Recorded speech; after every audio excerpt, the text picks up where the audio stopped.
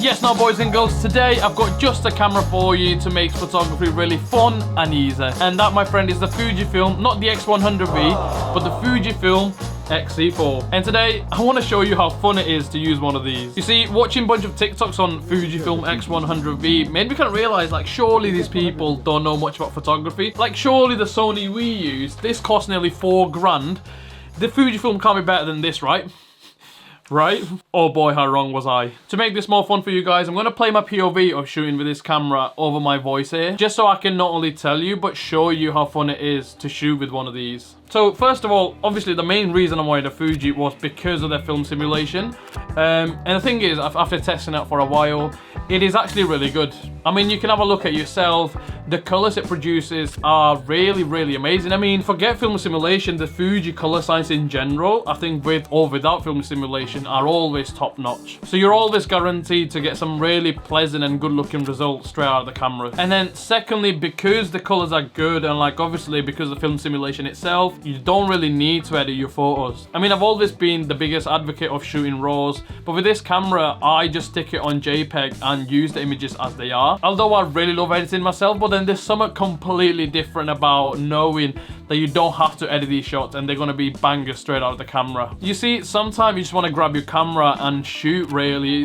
Not having to edit forwards is actually quite a big deal. So yeah, not worrying about edits, it makes the whole experience more joyous. Now, next up, another reason I really love using this camera is just the fact that, you know, testing out different recipes is fun. The sheer act of finding different recipes and tweaking settings to get the look you want, it's really fun for me, at least. Even going online to find your recipes, maybe browsing through TikToks.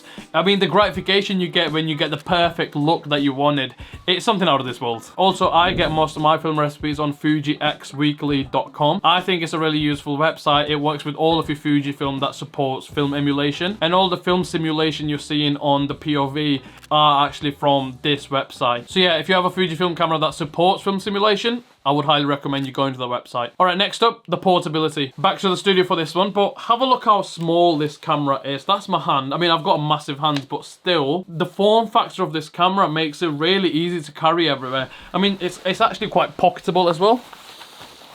There you go, easy.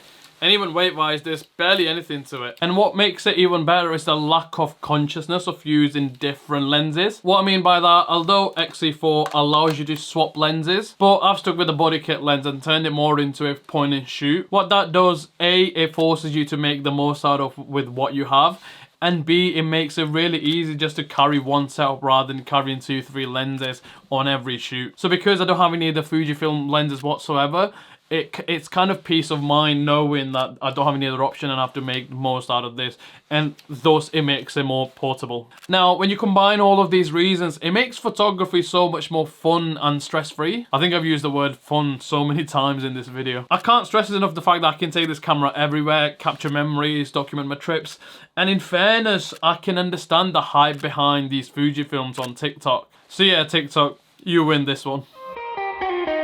There's only one negative that I can think of associated with this camera, and that's the hefty price you're paying for one of these. A used X-E4 can set you back around $1 grand, and if you're looking at the used X100V, they're like 1.5k or something, or even the brand new X100VI. I think the brand new, that's 1.5 in itself, but looking at the demand, it's just going to be sold out everywhere and probably resold on eBay for like 2-3 grand. Question is, does it really worth it? I think that depends on your finances. Hear me out, because it's more of a luxurious convenience, as I would like to call it. I mean, yes, you can probably achieve a similar look with one of these in post, and I'm pretty sure the camera you own is going to be more sharper than these Fujifilms here, but I think that's not really the point. I'm telling you, there's something different about shooting with just one lens on a body that's quite light and portable, and on top of all that, produces stunning images, and with film simulation as well. And the fact that you're not even going to spend a single minute in Lightroom editing these images, I think this is the convenience you're paying $1 grand for here. And in my personal opinion, I think it's kind of worth every penny. Quick message, please don't skip this part. I really enjoy making videos on YouTube here, and one thing I noticed is how most of you aren't even subscribed. If you do decide to subscribe, I promise you every single subscriber helps towards quality and the quantity of videos. So if you enjoyed that, I would appreciate you going down below and subscribing. That would mean the world to me. And if not, we're still cool, don't worry. And with that all said and done, I'll catch you in the next one. Goodbye.